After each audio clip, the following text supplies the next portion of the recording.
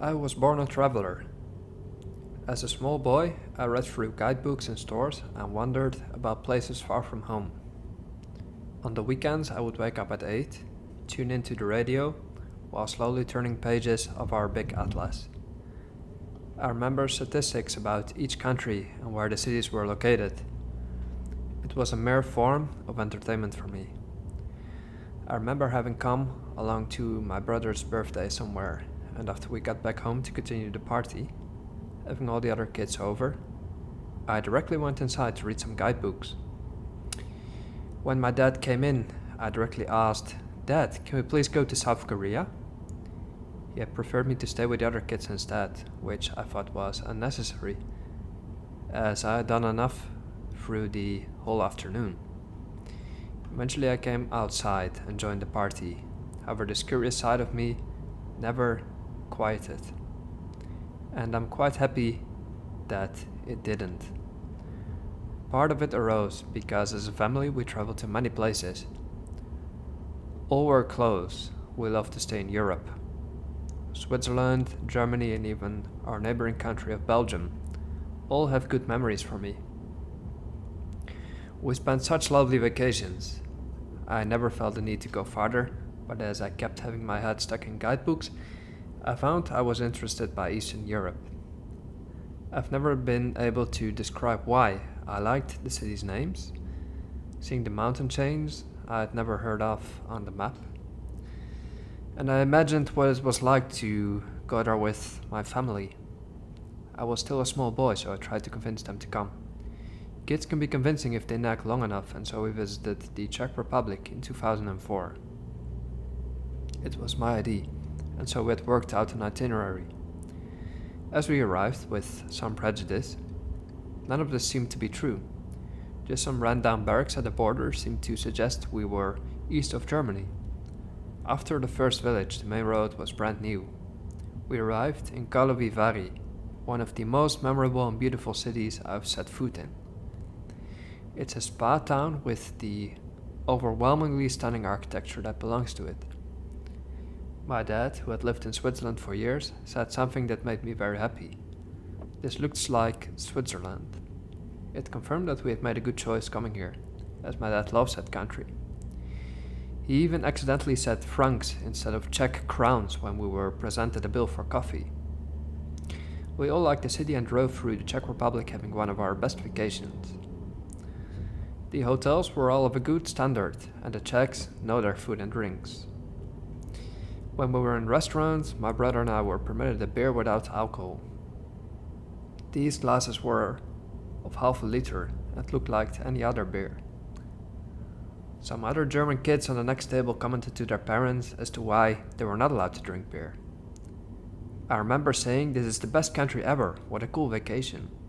We were all extremely satisfied by the country's diverse nature, many interesting sights such as castles, outdoor pools, and of course the beautiful capital city of Prague.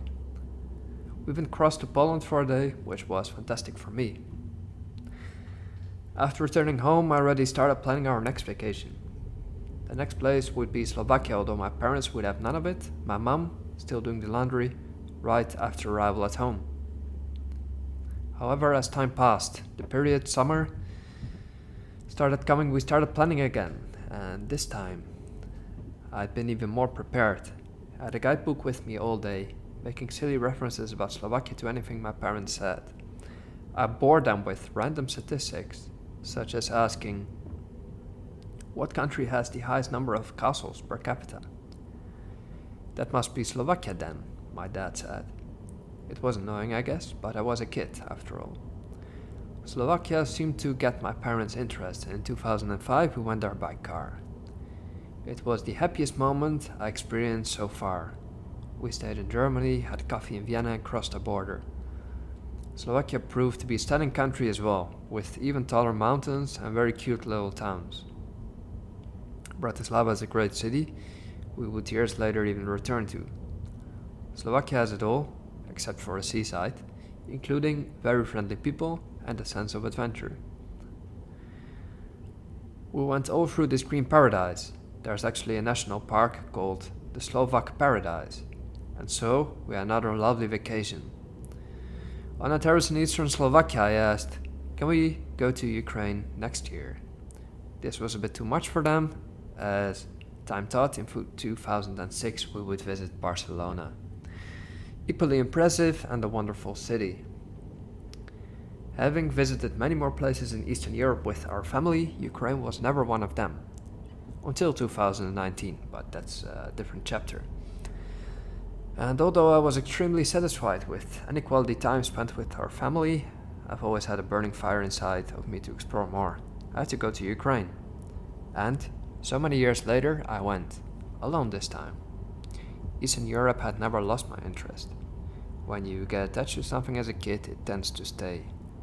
And so in 2013, I flew to Poland as I wanted to see more of this intriguing country first. I loved it very much and spent about a month. Then I crossed into Ukraine. It was my second time traveling alone, the first one exploring the Western Balkans. And since that point, even though I love traveling with my family, I've often gone at it alone. At first, I was scared of what could happen, but now I feel I'm a seasoned single traveler. And even though traveling with the family comes at the first place, traveling alone is a close second. I can recommend anyone to do it, although I can imagine it's not everyone's cup of tea. It scared me in a way that suddenly I had all these months of freedom after graduation to figure out what to do. I was on the road from Poland to Ukraine and had not made any plans except for what I wanted to do in Ukraine. I was sat in my hostel room in the Polish city of Gdansk the first morning, and I was literally quite scared. I could only call my parents to say I miss them, and they said, better enjoy this now, just go out and see, make it fantastic, is what they said. And so I did, even though still unable to handle the freedom I suddenly had. It was still early afternoon and I decided to celebrate my freedom, have a big Polish beer on a nice terrace. I had lunch with a beer and remember letting it all go, thinking I will make this fantastic. This might just be a beautiful experience. I felt the fears light off me and it was one of the happiest moments of my life. After the beer I was dizzy all afternoon, but whatever. The Poles make good beer, a bit strong though. Next couple of months I would do whatever I felt like. This is what I seldom had done before. I'd spared the money so I could afford to go places and I also had the time. When you have these resources, nothing can stop you. Combined with being alone, this will let go of fear, become very liberating. Think of it, there are no boundaries to what you can do. Nobody to reconsider your plans with, should you even have any. Nobody to tell you something is lame. If you want to have coffee, stare at the square for hours, you could. Or if you want to stay in and write a journal, no issue. I was almost dancing in the streets and felt like that little kid again, as if I was a dwarf wandering over the atlas, pages from city to city. I woke up at 5 to take pictures of the empty streets of Gdansk and had a coffee at the crack of dawn. The waitresses must have thought I was some lunatic at 7 o'clock in the morning with a wide smile on a terrace. The story about the trip itself is much longer, but I don't want to digress. This is about having found happiness in traveling and simply being alone. I heard of people traveling to find themselves, but I feel there's no need. You will face yourself head on, no need to search for yourself. You'll be the one waiting at a train station for hours or not finding a place to sleep, as I've had several times.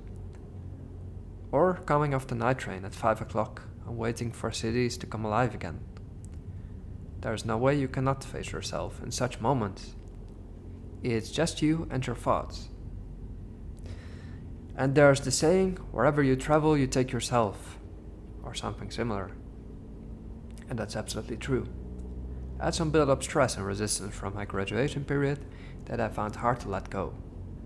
Eventually, I allowed all my thoughts to sit with me instead of pushing them away, thus not resisting anymore. There was uncertainty about my future and what I wanted, uncertainty about who I was. As I let this go, during long train rides, I just let thoughts stay as long as they wanted. I found this to be the method to find peace within myself. I'm not sure, but I have the feeling some people rather don't want to be alone with their own thoughts. I had to learn how to do it, and it took the whole trip to make this method my own. People could be afraid repressed thoughts or memories could take them over once they let go.